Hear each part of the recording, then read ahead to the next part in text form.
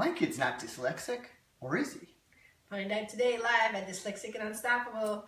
Hi, it's Dr. Doug Curtis. And Lucy Curtis from Dyslexic and Unstoppable. Our mission is to help dyslexics rediscover their inner power. That's right. And a lot of times we, been doing this for now 4 or 5 years, or if you go back and think about the times helping our son, we've been doing this for 10 years, right? Or 15 years, whatever it is.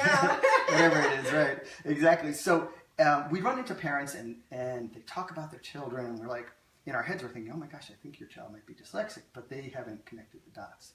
And you have a couple times where you've run into that, right? Right. Well, especially when parents, they talk about getting different services. Speech service. Well, my kid needs a little bit of speech therapy and a little bit of math and a little bit of reading. And I would say, well, have they looked into making sure that there's not an underlying learning issue so that, you can move faster with getting services, Sometimes it is just you need a little bit of extra help, but a lot of times when you're in all the different categories of services, it's kind of a little red flag. Yeah, exactly. So we always talk about connecting the dots, right? So we actually have a little cheat sheet. It's 10 unusual symptoms of dyslexia. So I thought maybe we could go over maybe 3 of them quick on the video. So the first one which we had was... Early crawler. Early crawler, right? Very, very early crawler. So you can have early or late crawler, but our son was crawling at 5 months old when all the other kids were just not even moving, just sitting there. He was gone.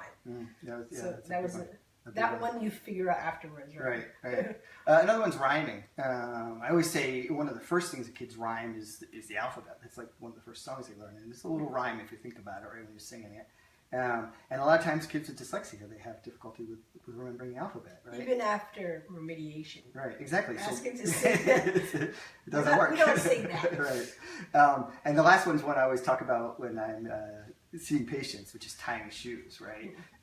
Tying shoes can be difficult. And, I'll be seeing a patient and the parent will be talking about whatever issue the child's having. And at the end of the physical, I always look over and see, and 9 times out of 10, and the kid I'm worried about, they have difficulty tying shoes. 20 years, right? Right, exactly.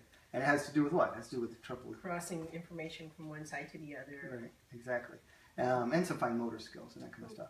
So these are just actually 3 of the unusual symptoms of dyslexia.